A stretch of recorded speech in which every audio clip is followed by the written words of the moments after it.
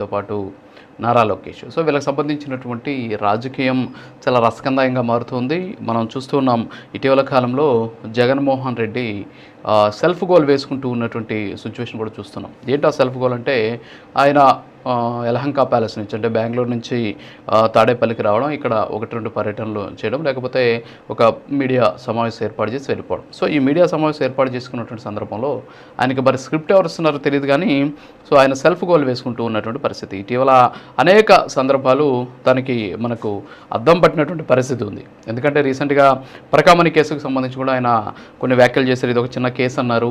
ఆ తర్వాత ఆ పరకామణి నిందితుడు బయటకు వచ్చి అని చెప్పడం జరిగింది. మహాపాపం చేశానని కూడా ఆయన చెప్పినటువంటి పరిస్థితి. సో కొన్ని అంశాలు మాట్లాడే సందర్భంలో దానికి సంబంధించినటువంటి ఖచ్చితంగా హోంవర్క్ కానీ, గ్రౌండ్ వర్క్ కానీ, లేకపోతే డాక్యుమెంటేషన్ వర్క్ కానీ చేసుకుంటూ ఉంటారు జనరల్గా. సో ఆయన ఒక చిన్న నాయకుడు కాదు.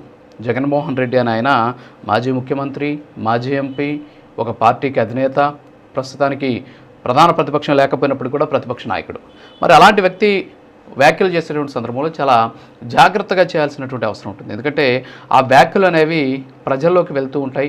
సో ప్రజలు వాటన్నిటి కూడా గమనిస్తూ ఉంటారు. సో ఆ వ్యాఖ్యలు చేసేటువంటి సందర్భంలో వాటి వెనుకున్నటువంటి బ్యాక్గ్రౌండ్ ఏంటి అనేది తెలుసుకునేటువంటి ప్రయత్నం కూడా చేయాలి.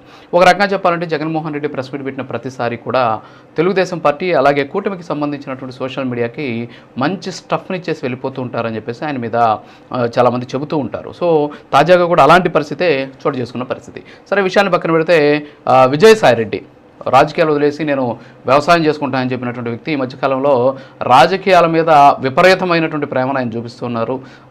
ఎందుకంటే నాకు తెలిసి వచ్చే సంవత్సరం మార్చి ఏప్రిల్లో ఒక 3 వరకు రాజ్యసభ స్థానాలు ఖాళీ పడేటువంటి అవకాశాలు ఉన్నటువంటి నేపథ్యంలో సో ఖచ్చితంగా వాటికి వెళ్ళాలి అనేటటువంటి దృక్పథమో లేకపోతే ఆలోచన తెలియదు కానీ విజయసాయిరెడ్డి ఇటీవల కాలంలో యాక్టివ్ అవుతూ ఉన్నట్టు పరిస్థితి. పవన్ కళ్యాణ్ని పొగడడం కావచ్చు, అంతేకాకుండా కొత్త పార్టీకి సంబంధించిన అంశాల గురించి మాట్లాడడం కావచ్చు. తాజాగా ఆయన బీజేపీకి సంబంధించినటువంటి భావజాలంతో కూడినటువంటి ఒక ట్వీట్ కూడా చేసినటువంటి పరిస్థితి. సో వీటన్నింటిని చూస్తుంటే విజయసాయిరెడ్డి మళ్ళీ రాజకీయాల్లోకి రావాలి, కూటమి తరఫున ఈసారి ఆయన రాజకీయాలు ఉండబోతున్నారు అని చెప్పేసి అనుకుంటున్నారు. ఎందుకంటే గతంలో చంద్రబాబు నాయుడు పొగిడారు, ఆ తర్వాత పవన్ కళ్యాణ్ పోడారు. తాజాగా బీజేపీ భావజాలంతో కూడినటువంటి అంశాలతోటి ఒక ట్వీట్ చేసినటువంటి పరిస్థితి.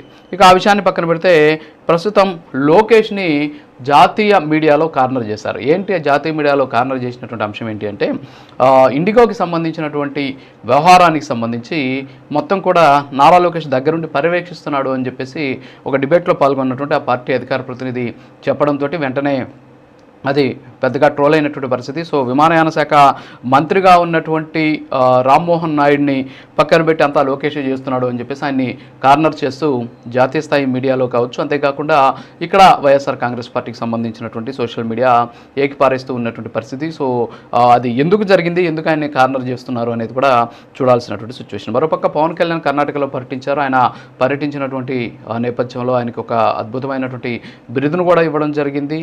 మరీ ముఖ్యంగా గీతాపు సారం ఏంటి అనేటటువంటి అంశాలను కూడా ఆయన అక్కడ మాట్లాడినటువంటి పరిస్థితి. సో ఇవన్నీ కూడా చూస్తూ ఉంటే ఓవరాల్గా ఆంధ్రప్రదేశ్ రాష్ట్రంలో రాజకీయాలు ఎలా ఉన్నాయి, సో వీటి మీద మనం చర్చిద్దాం. ఈ చర్చలో మనతోటి కృష్ణాంజనేయులు గారు పొలిటికల్ అనలిస్ట్, అలాగే డాక్టర్ జిలాన్ బాషా గారు